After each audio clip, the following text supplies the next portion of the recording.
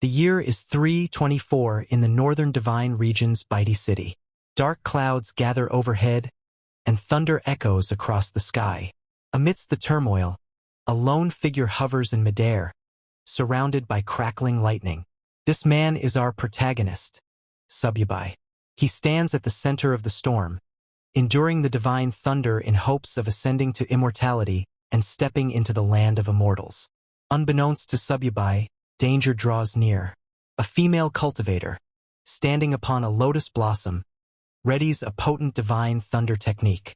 With her sword lifted high, she launches a strike aimed directly at Sububi. At the final instant, Sububi manages to evade. Though he escapes a fatal blow, the attack wounds him and he crashes to the ground. The woman descends, pointing her sword at him, demanding his surrender. She is Lin Wonk, one of Sububi's own disciples. Sububi, stunned and furious, cannot believe that his trusted disciple would turn against him. Enraged, he readies a deadly counterattack. But before he can retaliate, another disciple, Buyu, delivers a sudden strike from behind, tearing a hole through Sububi's chest. Buyu then turns to Lin Wonk and argues that, despite their master's many wrongs, they should at least allow him to perish with some dignity. Sububi, gravely injured, can only laugh at such betrayal. He had never treated his disciples unjustly. How could they commit this against him? Furious, he swears he will not fall alone. If he perishes, he will drag them down with him. Just as he prepares to release another technique, a third disciple named Schwer activates the falling treasure copper coin, slamming Sububi hard into the earth. He lies there helpless, shocked that even Schwer would stand against him. Two other disciples, the eldest and the fifth, are absent, leaving Sububi to wonder about their whereabouts. Schwer commands her master not to resist, blaming him for countless crimes that cannot be forgiven and warning him not to blame anyone else for his fate. Hearing this, Sububi only laughs and asks if they truly believe the false charges against him. But now that they have drawn their blades against him, he cannot forgive them. In desperation, Sububi uses the divine soul's true body law of heaven and earth technique, a self-destruction meant to drag his enemies into death with him. Realizing his intention too late, Lin Wonk and the others rush to stop him. She frantically asks Buyu if their senior brother Heo has a backup plan because the situation has spiraled beyond control. Regardless of their efforts, they fail to prevent the inevitable. Sububi detonates his own soul's true body, obliterating himself, his disciples, and half of the continent in the cataclysmic blast. But that is not the end. When Sububi next opens his eyes, he finds himself in a strange, unfamiliar place. As he tries to make sense of his surroundings, he hears frantic noises outside. Peering through a window, he sees a world overrun by a zombie apocalypse, with people fleeing for their lives as hordes of the undead roam the streets. Realizing he has been reborn, Sububi's thoughts turn back to his traitorous disciples. Why would they betray him? What did they stand to gain? For now, those questions must wait. His priority is to train this new body to its peak, return to the world of immortal cultivation, and make his former disciples pay for what they did. He attempts to gather spiritual energy as he once did. His cultivation had been close to the immortal realm, so if he could just sense the ambient spirit power, he should be able to progress swiftly. Yet, to his shock, he feels nothing. Thinking his body might be too weak, he looks outside again and realizes the truth. This world has no spiritual power at all. Furious, he can hardly believe it. How is this possible? Without spiritual power, there was no way for him to cultivate in this world. In fact, merely surviving here would already be extremely difficult. Just then, a man and a woman burst into the house, having barely escaped from the zombies outside. They looked terrified, as though they had nearly died. The yellow-haired boy immediately grabs the woman. Another person, possibly named Vertical, tries to stop him, warning that her boyfriend might still be in the house and that it would be bad if they were seen. The yellow-haired boy scoffs, telling her not to worry. Even if her boyfriend saw them, there was nothing he could do. As he removes his clothes, the woman suddenly notices a bite mark on his arm and asks how he got wounded. The boy shrugs it off, saying he might have been bitten by those crazed people on the street and insisting it was nothing serious. They continue their business until, abruptly, the woman realizes the boy has gone still. She asks him what is wrong, urging him to continue, but to her horror, he is turned into a zombie and attacks her. She struggles, barely managing to push him away. Meanwhile, Sububi hears the commotion and wonders if someone else is in the house. Searching through the memories of his new body, he recalls that the woman is supposed to be his girlfriend, and the yellow-haired boy is her lover. Sububi smiles bitterly, realizing that the original owner of this body had also been betrayed by those closest to him. Opening the door, Sububi sees the now zombified boy lunging at the screaming woman. She notices Sububi and begs for help. He stares at her coldly, says nothing, and watches as the zombie tears into her flesh. Then, without a word, he closes the door behind him, thinking, serves her right. In a world with no spiritual power, Sububi knows he must find a way to survive. Otherwise, he might die here before ever returning to his original world. Sitting on the floor, he tries to retrieve something, anything, from his sea of consciousness that could save his life.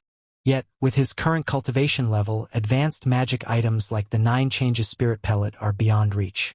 All he can do is rely on luck and hope for the best. Finally, he pulls out a low-level magic weapon, the 10,000 Souls banner. Sububi is disappointed. How could he have ended up with such a low-level magic weapon? He had hoped to retrieve something that could truly save his life in this chaotic world. Just as his frustration peaks, a blue window suddenly appears before him. System prompt. It has been detected that the host has obtained the magic weapon 10,000 Souls banner. The host is now bound to the 10,000 Souls banner system. Current system level 1. Capacity 10 souls. Upgrade requirement to level 2. Hunt down an elementary mutant. Curious, Sububi wonders what sort of system this could be, especially one attached to a mere low-level weapon like the 10,000 Souls banner. As far as he remembered, the banner's only function had been to collect souls. The system then explains that by using the 10,000 Souls banner, he can harvest the souls of the dead, convert their soul power into spiritual power, and feed it back to himself. The higher the banner's level, the stronger the souls it can collect, and thus the more spiritual power Sububi would gain in return. There is a catch. Any person who has been dead for more than 5 minutes will have a soul that completely vanishes, rendering it uncollectible. Sububi smiles. So, it really is possible to transform soul power into spiritual power. Even if this world lacks natural spiritual energy, he realizes that with zombies everywhere, there is no shortage of materials to harvest for cultivation. He remembers the girlfriend who betrayed him and the yellow-haired boy, both now zombies, banging on the door. Sububi opens it, and the 2 zombies lunge at him. He swiftly kills them with the 10,000 Souls banner, but to his surprise, they continue moving even after he attacks. At that moment, he activates the banner's true power, collecting their souls and converting them into spiritual energy. Sububi is amazed to feel a breakthrough in his cultivation almost immediately. After absorbing their souls, he now has 2 controllable souls at his command, and his spiritual power has grown noticeably stronger. He can't help but smile. Despite its humble appearance, the 10,000 Souls banner has proven to be far more powerful than he ever imagined. Sometime later, outside, people were running in all directions, frantically searching for any safe spot to hide. In the midst of this chaos, Sububi was also looking for supplies. His body was still too weak. I can't do much cultivation in this condition, he thought. First, I need to find some supplies, then consider enhancing the 10,000 Souls banner. Suddenly, a group of zombies perched atop a nearby building heard the commotion below.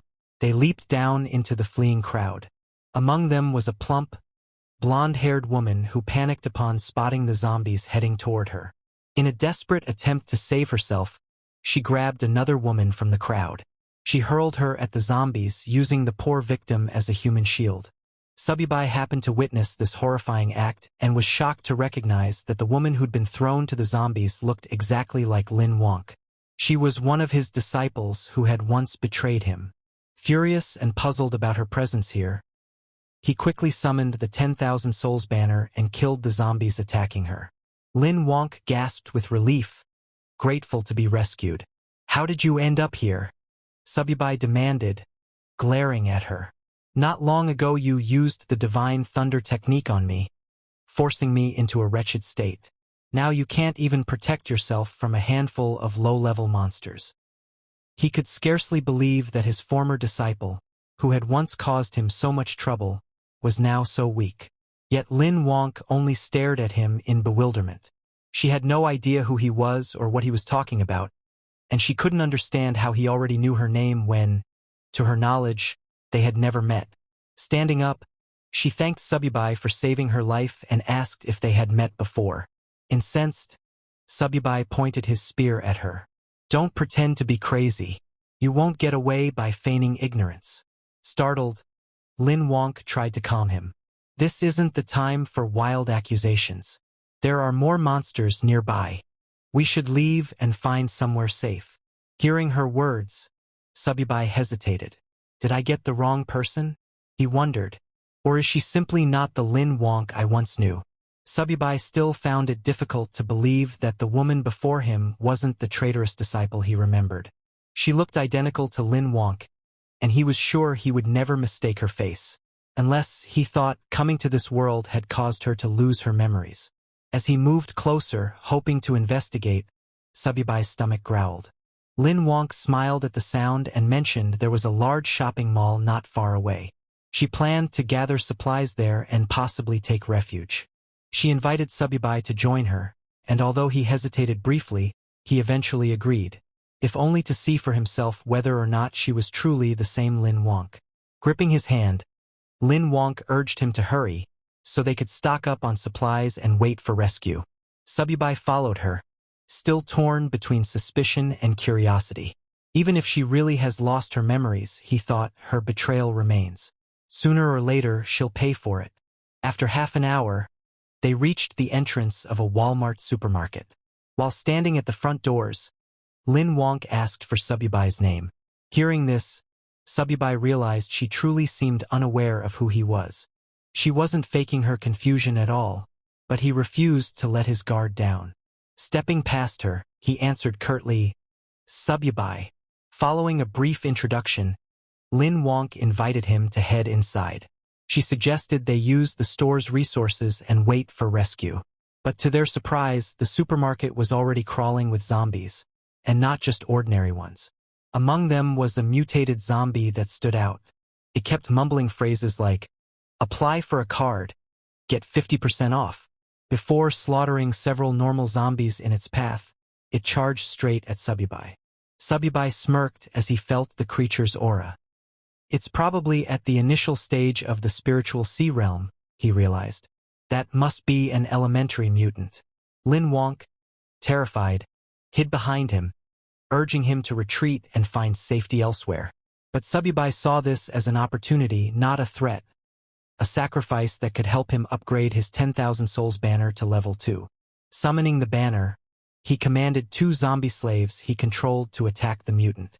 The supermarket erupted into chaos as his zombies clashed with the others, killing them one by one. However, the mutated zombies soon noticed Sububi's slaves and charged in to attack. Sububi quickly ordered them to pull back, but the mutant was too quick and killed one of his zombie slaves. Seeing an opening, Sububi launched a sneak attack from behind.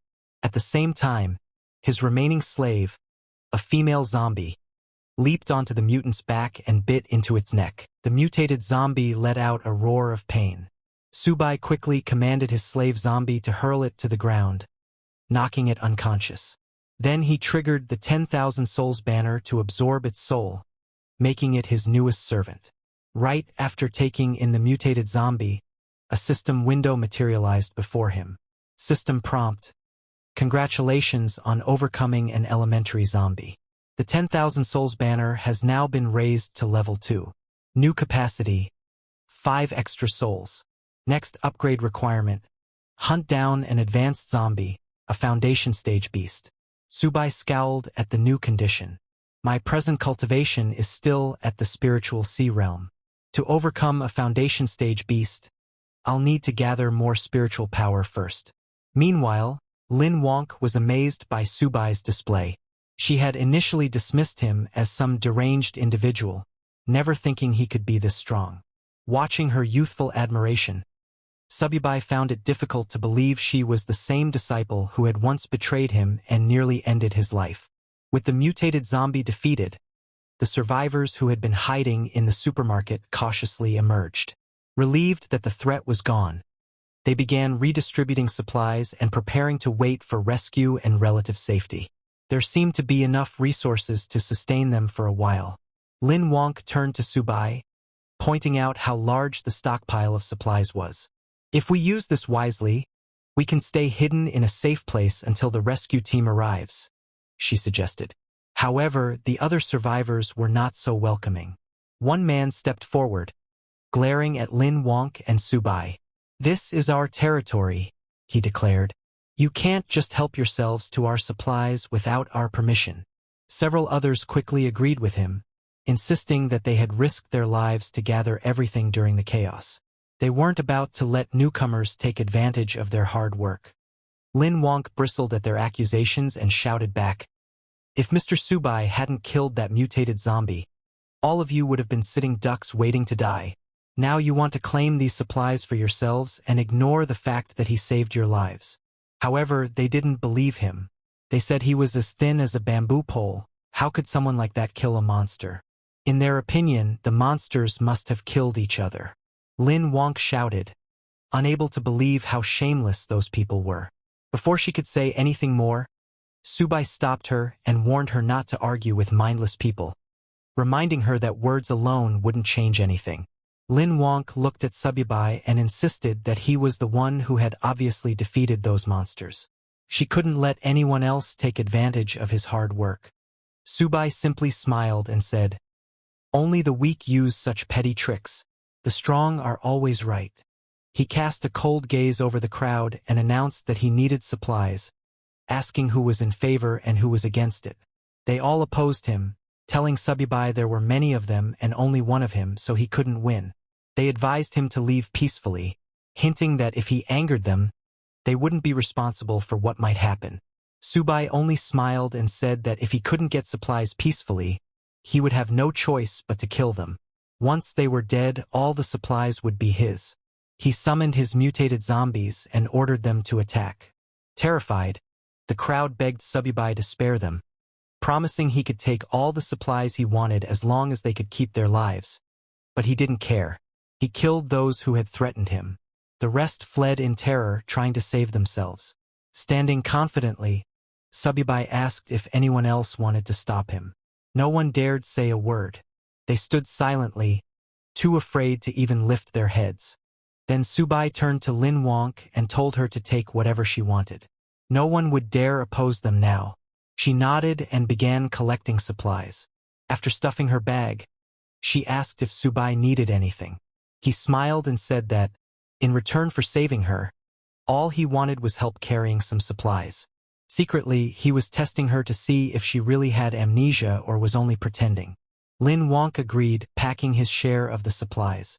Sububi was confused. He didn't know if she really was his disciple Lin Wonk or if he himself had lost his memory. After a few minutes, she finished packing and asked whether they should stay and wait for rescue or head elsewhere. Sububi turned to leave, saying he planned to look for stronger zombies to hunt. All she needed to do was follow him with the supplies. Lin Wonk nodded and followed him. Once they were gone, everyone else breathed a sigh of relief. Even so, they couldn't believe Sububi had dared to kill people so casually.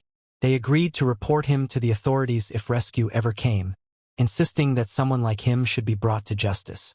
But now that he was gone, they gathered around what remained of the supplies, dividing them up as quickly as possible before any other danger appeared. In the midst of their squabbling, oblivious to the threat looming behind them, Sububi's 2 zombie servants crept up, ready to attack. Just then, one man in the crowd spotted the zombies and panicked, running as quickly as he could to save himself. Sadly, it was already too late. The zombies rushed forward and struck down everyone one by one. A blonde, overweight woman stayed alive for a short moment, horrified and begging for help. But the zombies saw her and smashed her head underfoot. Once the slaughter was over, Sububi collected their souls and changed them into spiritual power. He knew leaving any survivors would only bring him trouble in the future. Now that he could command 3 undead, Sububi felt slightly safer. He understood that if he had to fight more than 10 zombies, retreat was the only option. Until his level increased, he would maintain a low profile. Meanwhile, Lin Wonk, who had been trailing him, was weary. She asked if they could rest somewhere, but Subi told her he had no moments to waste. If she slowed him, he would leave her behind. Ashamed, Lin Wonk declared that she believed Mr. Subi would never desert her. He smirked and asked why she was so certain, reminding her they were strangers and he could act as he wished. Lin Wonk boldly replied that she knew the place of the powerful zombie he sought. Intrigued, Subi asked how she knew. Lin Wonk explained that back at her university, she had fled the campus after spotting a strange creature near the lake. It gave off an unusual scent, and she was certain it was dangerous. Nervously, she admitted she wasn't sure it was the advanced zombie Subi sought, but it certainly seemed formidable. Hearing this, Subi reasoned that if it was anything like the mutant beast in the supermarket, it was worth investigating. He told Lin Wonk to lead the way. Pleased that he believed her, Lin Wonk happily guided him toward the campus. Sometime later, the two of them finally reached their destination, but the campus was overrun with zombies. Lin Wonk stopped, scanning the surroundings anxiously. Seeing her hesitate, Subi asked why she had stopped yet again. Lin Wonk whispered for him to lower his voice. So many people at the school had turned into those creatures, and if they accidentally drew attention, they'd be in huge trouble. Subi told her not to worry, declaring he would handle the situation. He summoned his zombie servants and ordered them to clear a path. Lin Wonk, concerned, warned him they should do this quietly instead of being so reckless. But Subi ignored her protests, wondering what had happened to the world to turn so many humans into these half-human, half-ghost monsters. Suddenly, they heard noises behind them. Lin Wonk recognized the voices. It sounded like her classmates. They had ventured outside for supplies but were now trapped among the campus zombies. One of her classmates, terrified, hurled his weapon at a charging zombie but missed. The zombie kept coming. Yet another student arrived just in time and killed it. The student who saved him then grabbed the frightened boy, urging him to run back and regroup because these monsters were way beyond their league. Lin Wonk realized these two were Gyuing and Lai Mingguan, her classmates, though she couldn't fathom why they would be here of all places. Subi noticed her reaction and asked if she knew them. When Lin Wonk admitted they were her schoolmates, he turned to her and said, "Do you want me to save them or not?" Lin Wonk held Subi's hand and said, "While they're distracting the monsters, we can escape quickly. If the monsters spot us, we won't be able to leave." Subi then asked her, "Don't you want to save them? They're your classmates, aren't they?" Lin Wonk replied, "If I could help them, I would. But right now, I can't risk your life." Upon hearing this, Subi realized that if she had been the treacherous disciple from his past, she would never have said such a thing. She truly seemed to be just an ordinary girl. However, before they could leave, the very thing Lin Wonk feared happened. Her classmates noticed her and called out for help. Lin Wonk became furious. She couldn't believe that Liangwen, one of her classmates, was desperately shouting amid so many zombies, potentially dragging them all down with him. All the noise quickly drew the zombies' attention. Panicking, Lin Wonk burst into tears and apologized to Subi for getting him involved. In response, Sububi summoned his enslaved zombies to fight, boasting that he had once slain the 9th demon lord of the underworld. He declared that these lowly undead were not worthy opponents. Although his summoned zombies managed to kill many of them, there were simply too many. Subi lost 2 of his contracted zombies, and his mutated zombie was also in trouble. He realized that dealing with 10 zombies at once was already his limit given his current strength. If they wanted to turn the tide and survive, he needed to lure some of the zombies away. He asked Lin Wonk if there was anything nearby that could produce a loud sound. Lin Wonk remembered her smartphone and handed it to Sububi, who had never seen such a device before. He was baffled by the idea that a small box could make a loud noise. Instead of explaining, Lin Wonk simply turned on the phone's music. Sububi was astonished by how loud the sound was coming from what he called a small metal box. Drawn by the blaring music, many of the zombies attacking the mutated zombie turned their attention towards Sububi. Overjoyed by this new magical tool, he threw the smartphone to his mutated zombie slave. The mutated zombie caught the phone and started running, drawing most of the horde away. With so many zombies in pursuit of the mutated zombie, Sububi and his remaining undead were free to dispatch the remaining threats one by one. Lin Wonk was amazed that such a simple trick had worked. However, Sububi grabbed her hand and reminded her they had no time to celebrate. They needed to leave before more zombies arrived. Moments later, both of them managed to escape safely to the classroom building. Once they were out of danger, Lin Wonk thanked Sububi again for saving her life. She admitted that without him, she would never have made it this far. Sububi replied that it was no big deal. She had helped him locate an advanced zombie, and in return he had saved her. Both of them benefited. Not long after, Lin Wonk's classmates also managed to escape safely, thanks to Sububi's zombies having distracted and slain most of the undead. However, they quickly noticed that Lin Wonk was carrying a large bag of supplies. They were thrilled to see Lin Wonk return with so many supplies. With that amount, they believed they could wait for a rescue team to arrive. However, Lin Wonk scoffed and reminded everyone that these supplies were obtained by Mr. Sububi, and she had no right to distribute them on his behalf. Li Mingguan was furious. He told Lin Wonk that there was no point in distinguishing yours and his in a crisis like this. Other students also needed these supplies to survive. Another one of Lin Wonk's classmates, sensing the tense atmosphere, stepped in and suggested they all stop arguing and return to the classroom first. They could decide how to distribute the supplies once they were somewhere safer. Turning to Sububi, he also invited him to join them, saying they should all stick together in times like these. Sububi and Lin Wonk followed them back to the classroom. On the way, Lin Wonk apologized to Sububi for the trouble, but assured him that she would not let anyone touch his share of the supplies. Sububi told her not to worry. His only goal was to find the advanced zombie. Still, he asked how she could be certain these people would listen to her. She replied that there were many teachers among the survivors, so nobody would dare do anything extreme. Sububi simply smiled and said they had better behave, or he couldn't guarantee their safety. Meanwhile, the bold student whispered to Liangwen that he had seen the bag was full of food. With so many supplies, they could sustain themselves for at least a month until rescue arrived. Liang nodded but worried that Lin Wonk wouldn't agree. And then there was also the matter of Sububi. Another student chimed in, saying that now they were back on their territory, Lin Wonk and Sububi couldn't simply refuse. If they cooperated, they might receive something in return. If not, they would have to deal with them the hard way. Moments later, they arrived at the classroom door. Li Mingxuan called out to the teacher to open up, announcing they had brought supplies.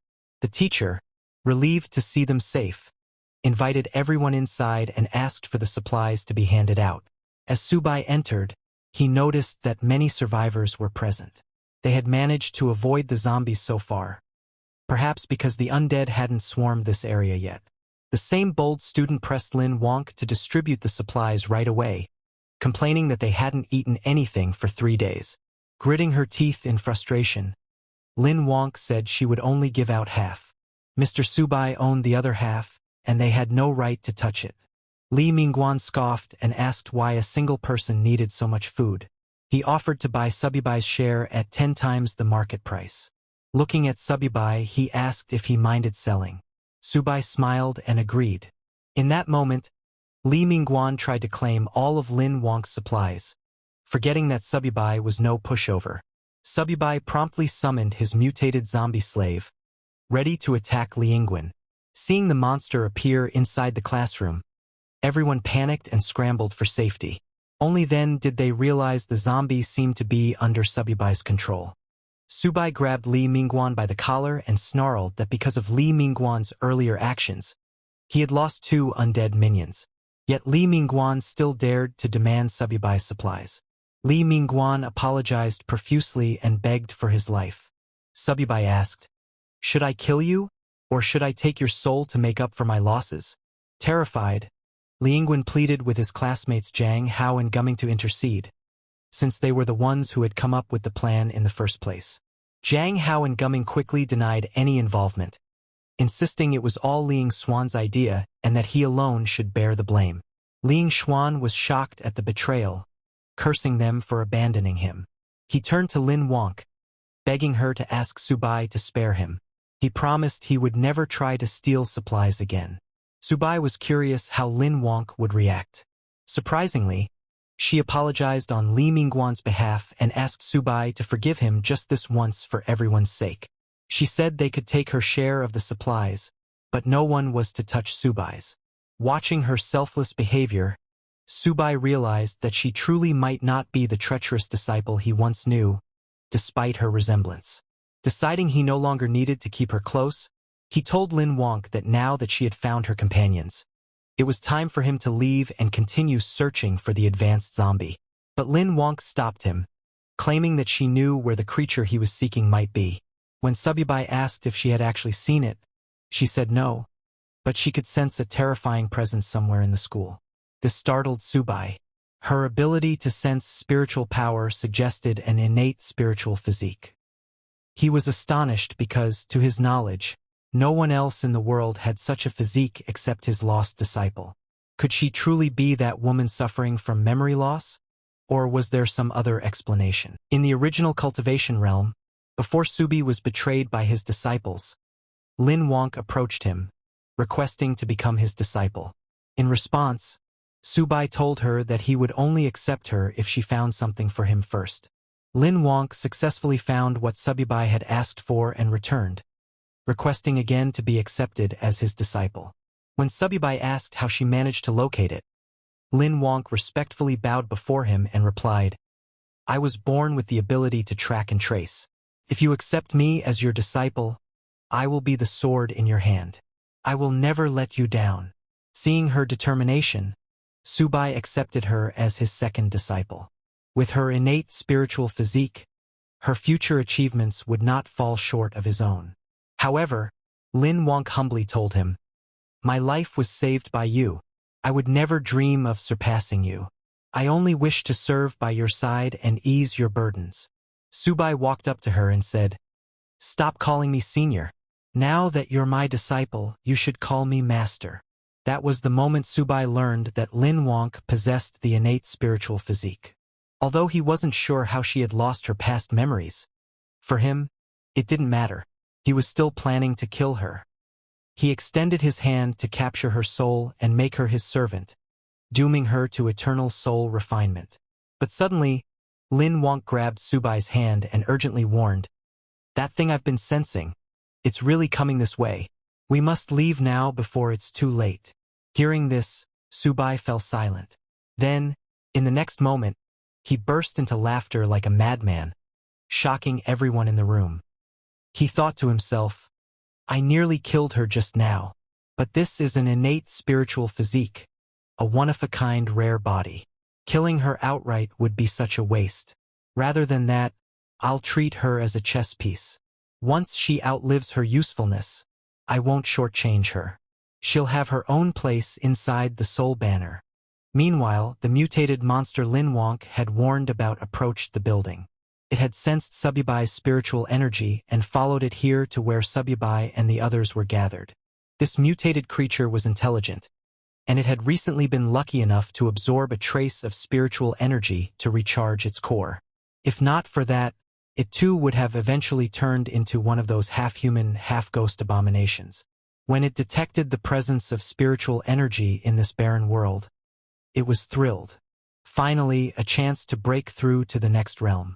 Standing in front of the university building, the mutated beast looked up, then leaped straight through the upper floor, crashing into the room where Sububi and the others were.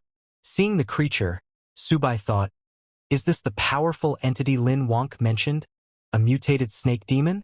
But as he observed it more closely, something felt off. This mutated beast's aura, it felt familiar.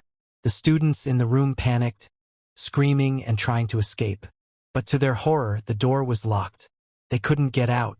Lin Wonk pointed at the beast and exclaimed, "This is the same creature I saw by the man-made lake. It has the same aura I've been sensing all this time." Sububi was surprised. This mutated snake demon, it actually possesses spiritual energy. This isn't some ordinary mutant. This is a demon beast from the cultivation realm. But then he wondered, why would such a creature appear in a place like this? The mutated snake demon sneered and spoke, "Even though this world lacks spiritual energy and is crawling with ghostly pests, it's far more fun than that wretched cultivation realm. I can feast on humans freely here without interference from those damned cultivators." It grabbed one of the students to devour. The terrified student cried for help. The teacher, Bing, turned to Lin Wonk and begged her to ask Sububi to save the students. "If he can protect them, I will do anything he asks." Sububi glanced at her coldly and said, "Whether I can or not is beside the point. What do their lives have to do with me?" Still desperate, the teacher pleaded, "I'll pay you a lot of money. Just save them." But Sububi rejected her offer. "I'm not interested in money. Don't worry. Once you're all dead, I'll collect your souls." As the snake demon devoured the student, Sububi ordered his mutated zombie to attack. The zombie leapt into the air and struck from behind, knocking the mutated snake demon to the ground. As the beast lay unconscious, the zombie jumped on top of it to finish it off. But suddenly, the snake demon's eyes flew open. It extended its tongue, wrapping it tightly around Sububi's zombie. Staring at Sububi, it said, "I knew it. My nose wasn't wrong. There really is spiritual energy here. Unbelievable. A cultivator in this world. Their strength may be weak, but it's enough." Just as it grew excited, Sububi's zombie kicked its mouth, freeing itself from the demon's tongue grip. Sububi smirked. "So the mutated snake demon is coming for me after sensing my spiritual energy. Doesn't matter, I'll just take it down. A monster in the foundation stage.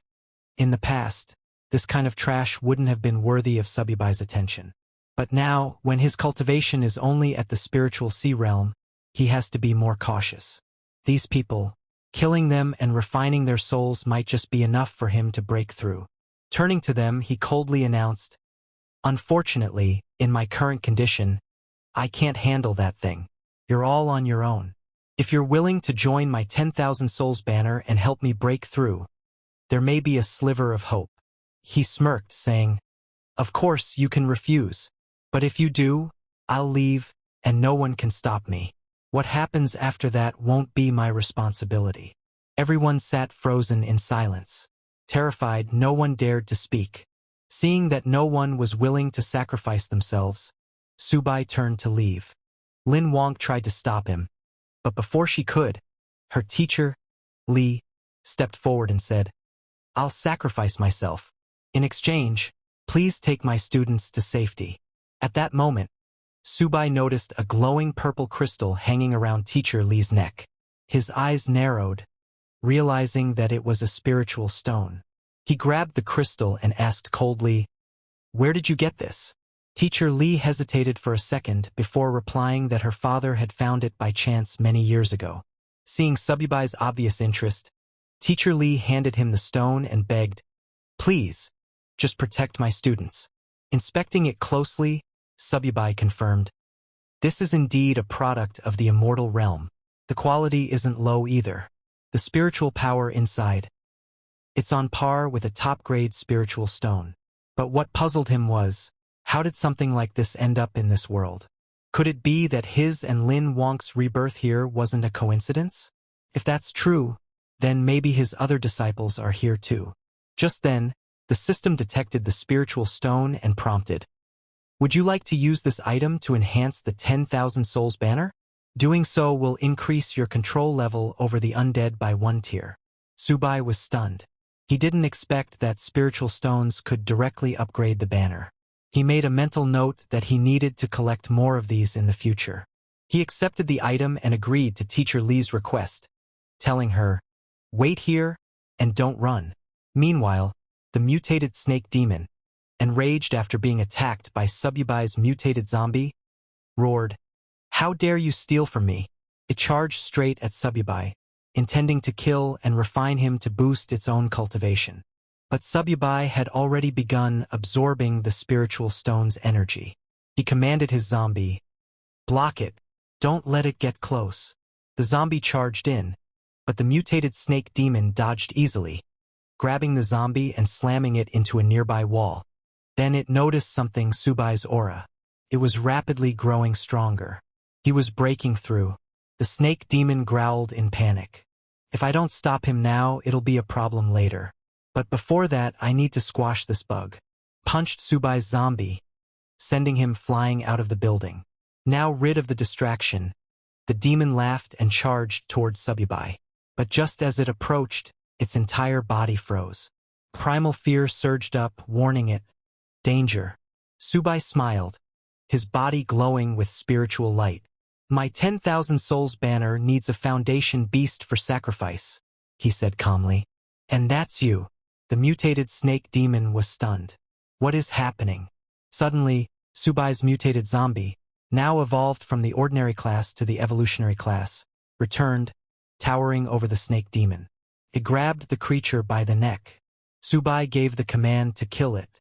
The zombie stabbed its sharp claws into the demon's chest, piercing clean through. Then it lifted the demon into the air and hurled it across the building. But just before falling, the mutated demon clung to the edge and caught itself. Breathing heavily, it realized that it had underestimated Sububi. It didn't expect him to break through mid-battle. Still, it wasn't ready to give up. Roaring, "It's not enough to defeat me!"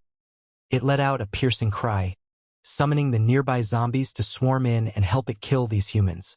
Just then, Li Mingguan transformed into a half-human, half-snake demon and killed both of his friends. The other students were shocked to see Li Mingguan slaughter his fellow classmates. One of the students cried out, "Why would he do this?" Li Mingguan smirked and replied with a chilling grin that he had tolerated all of them long enough. He smiled and asked, "Doesn't it feel good to be betrayed?" He turned toward the remaining students and charged at them, intent on killing everyone. The students screamed and scattered, desperately trying to escape. Some even begged, "Ling Xuan, please let us go. Spare our lives." But he didn't listen. He was enjoying the feeling of ruling over mere ants. Seeing this horrifying massacre, Teacher Li collapsed to the ground, her voice trembling. "Why did it end up like this?" Terrified, Lin Wonk turned to Sububi and asked, "What happened to Li Mingguan?" Sububi simply smiled. He didn't expect to see a human willingly become a beast servant. But this development suited him perfectly. The more that die, the better. It saves him the effort. They'll all become part of his 10,000 souls banner eventually. As Li Mingguan prepared to kill the last student, Teacher Li stepped in and shouted, "Stop! I can't let you go on like this." Li Mingguan grabbed her by the collar and hissed, "You want to die too? Fine. I'll grant your wish and kill you first." Just as he raised his claws, Sububi intervened. He pulled Teacher Li back. Lin Wonk told her urgently, "There's no way to appease everyone in this situation. Right now, we need to survive. And the only one who can help us is Mr. Sububi." Though Sububi didn't care about the others, Teacher Li was a different matter. He needed her alive. If he wanted to find the source of the spiritual stone, she had to lead him there. Sububi then unfurled his 10,000 souls banner and began absorbing the souls of all the dead students. Li Mingguan was stunned. He had waited so long for his master to appear, and now nothing could stop him. He glared at Sububi and charged at him, shouting, "You think you can do anything without your monster's protection?" Sububi calmly smiled and summoned the very students Li Mingguan had just killed. Their ghostly forms lunged at him, trying to drag him into the 10,000 souls banner. Li Mingguan was confused. "How are they alive? I just killed them moments ago." Then he realized they weren't alive. They were just wandering spirits reanimated by Subui's power. "There's no time to waste on them," he growled. Meanwhile, the mutated snake demon watched Subui's 10,000 souls banner and scoffed. "You're planning to use that trash weapon on me? Do you think I'm made of mud?" Sububi chuckled. "You have no idea who I am. And my 10,000 souls banner still needs a dead soul like you as a sacrifice. At the same time, Luing Swan managed to partially free himself from the grasp of Subui's zombies and ran toward the mutated snake demon for help. The demon scowled. Just my luck. I finally meet an immortal cultivator, and he turns out to be a demon cultivator. These puppets he controls are strange and dangerous. If I don't act quickly, I'm in trouble. Although he had already broken through to the Foundation realm, he knew that continuing the fight might end badly. At worst, I won't get any spiritual energy, and I'll die too. Desperate, he grabbed Lai Mingguan and growled, I gave you power. Now it's time to repay me. Then he hurled Li Mingguan towards Sububi to buy himself some time to escape.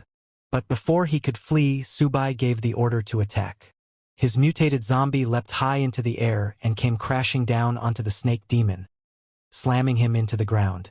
The zombie grabbed the demon and restrained him, locking down all movement. You're not going anywhere. Just as the mutated snake demon struggled to break free, Sububi made his move. He transformed several of his zombies into stone statue form, anchoring them into the demon's limbs, binding its hands and feet so tightly it couldn't move an inch. The demon let out a pained roar, its body shaking violently. Blood oozed from the cracks in its scaled flesh as it cried out in fury and humiliation. I admit defeat for today, it hissed, its voice trembling with suppressed rage. But don't think this is enough to hold me forever. In a desperate move, the demon's main body detached from the larger snake host and fled into the distance like a dark shadow, melting into the horizon. Li Mingxuan, who had just barely survived, watched the escape in panic. Don't leave me behind. I haven't escaped yet. But before he could move, the remaining students, those who had narrowly survived his betrayal, surrounded him, cold hatred burning in their eyes. Karma always comes back around, one muttered. You really think you'll walk away after killing so many of us? Fear flooded Li Mingguan's eyes as he stumbled back. Stay away. I'll kill you if you come any closer, I swear. But the crowd no longer feared him. They descended on him without mercy, fists and feet replacing words. Li Mingguan died the same way he lived, violently and utterly alone. Nearby, Lin Wonk turned towards Sububi, her voice filled with disbelief. That monster, we're really just letting it go? Sububi only smirked. It's just a lowly snake demon. Does it really believe it can escape my spiritual sense? Far away, the mutated snake demon, now free from its bindings, let out a long breath. It had narrowly escaped death, but one question clawed at his mind. Where did that demonic cultivator come from? Then a chilling realization crossed his thoughts. Could he too have been pulled into this world through the chaotic spatial rift, just like me? He scoffed. Doesn't matter. I'm free now. A Foundation establishment cultivator like him? He'll never find me. But he was wrong. Before he could take another step, a shadow fell over him. Sububi appeared directly behind him. Try running again, he said coldly. Let's see if you can escape my spiritual sense now. Terror flooded the snake demon's expression. His whole body trembled. He could not understand. How did he track me this fast? How strong is his spiritual sense? Sububi didn't waste time. He ordered his mutated zombies forward. As the beast tried to flee, they lunged in, grabbing the demon's legs and arms, pinning it down. The mutated zombie struck its vital point, sealing its core. The snake demon howled in agony, completely paralyzed. If I can't live in peace, none of you will. The demon bellowed. He activated his final skill, Serpent Shadow Clone. Dozens of shadowy snake clones burst forth, swarming towards Sububi. Laughing, the demon mocked. Your soul banner is useless now. Once I devour you, your puppets will vanish. But Sububi showed no concern. He raised his 10,000 souls banner, calmly scanned the illusions, and in a flash stabbed the real body. The snake demon gasped. How did you see through it? Not even nascent soul cultivators could. Sububi remained unchanged. If you weren't still useful, I would have shattered your soul already. With that, He unleashed the soul-binding power of the banner. Black tendrils wrapped around the demon's very spirit. "You'll never get me," the demon roared. "I'll destroy my soul before I serve you." In a final act of defiance, it attempted to self-destruct its soul, but once again it had underestimated Sububi. With a single thought, Sububi activated his spiritual sense manifestation. His soul form materialized in front of the demon, grabbing and stopping the detonation mid-explosion. The snake demon stared in horror. "That pressure, you're not Foundation establishment." His voice cracked. "Soul formation." The truth hit him like a blade to the chest. He had offended a soul formation powerhouse. He dropped to his knees, pleading, "Don't kill me. I was wrong." But his pleas fell on deaf ears. The 10,000 Souls banner absorbed his soul in its entirety. System notification. "Congratulations. You have slain an evolved level creature. Soul banner has leveled up to level 3. Max controllable souls. 10. New feature unlocked. Enhancement mode. You can now feed spiritual energy, infused objects to your undead souls to boost their strength." Sububi stood silently, staring at the faint glow of the soul banner. He was amazed. He hadn't expected that spirit stones could be directly fed to the undead. If that was true, then as long as he had enough stones, he could rapidly forge a powerful undead army. In that case, he thought, gathering spirit stones must become a top priority. Once he gained enough strength to protect himself in this chaotic world, it would be time to visit his loyal little disciples. Meanwhile, back at the university, Teacher Lee turned to Lin Wonk, her voice laced with concern. "Sub went after that monster. Isn't he in danger?" But Lin Wonk replied calmly, "Don't worry, Mr. Sububi will be totally fine. A monster like that is no match for him." Teacher Lee let out a quiet sigh of relief, but curiosity soon crept into her eyes. "You seem to trust him a lot. He doesn't appear to be a student here. How did you meet him?" Lin Wonk hesitated for a moment before speaking. "When I ran out of the school during the chaos and was about to be attacked by monsters, he saved me." Her eyes flickered with a strange emotion. "When I first met him, I felt something odd. A strange sense of familiarity, like I've seen him before." Just then, Sububi returned. Lin Wonk ran toward him. "Mr. Sububi, are you hurt?" He pushed her gently aside and replied coldly, "A low-level demon like that. There's no way it could hurt me." Then he turned to Teacher Lee. "Do you know where to get more of those spirit stones?" Teacher Lee looked apologetic. "That one belonged to my father. I don't really know where he found it. If you want answers, you'll have to ask him yourself." Sububi narrowed his eyes. She hesitated again, then spoke cautiously. "If you truly want to find him, we'll have to make another deal. The last time I spoke with him was 3 days ago. He was trapped somewhere, waiting for rescue. If you want that information, we'll have to find him first." Sububi's face darkened. "This woman, is she trying to use me to save her father? If the old man had knowledge about spirit stones, it would be worth the time." "Fine," he said. "I'll go with you. But listen carefully. If I find out you're lying to me, not only will you die, but everyone else will too, including your father." Teacher Lee trembled under his gaze but nodded quickly. "Understood. I'm sure my father won't disappoint you." She then turned to her surviving students. "We're leaving with Mr. Sububi." There was a wave of relief among them. They were leaving this nightmare, but not all were so lucky. Many students had died during the chaos. As Sububi looked at their bodies, he raised his 10,000 souls banner and summoned their souls.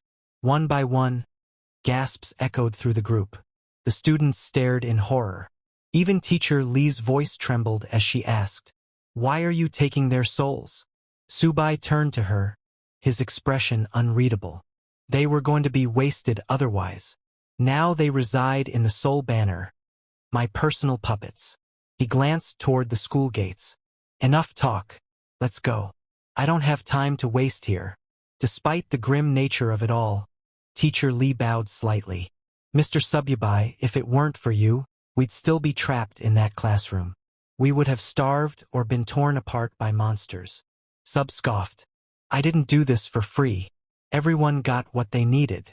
Now that he had broken through to the foundation establishment stage, Sububi could feel his divine consciousness gradually recovering. He should now be able to retrieve higher-tier artifacts sealed within his soul domain. Without hesitation, he focused, reaching inward, and suddenly, a brilliant sword appeared before him. Sub's eyes widened. Could it really be fate? Lin Wonk stared at the sword, stunned. Something stirred in her heart. I feel like I've seen that sword before. Subai turned to her, expression sharpening. Could this be a sign that her memories are returning? He narrowed his eyes. If this girl truly regains her memories and realizes she's fallen into the hands of her former master. A lamb remembering her shepherd just before the slaughter. He threw the sword onto the ground and looked at her. Hold on to it. Lin Wonk blinked in surprise. Me? What do I even do with a sword? Are you asking me to fight monsters? Sub nodded. I won't protect you forever. You need to learn to protect yourself. She hesitated.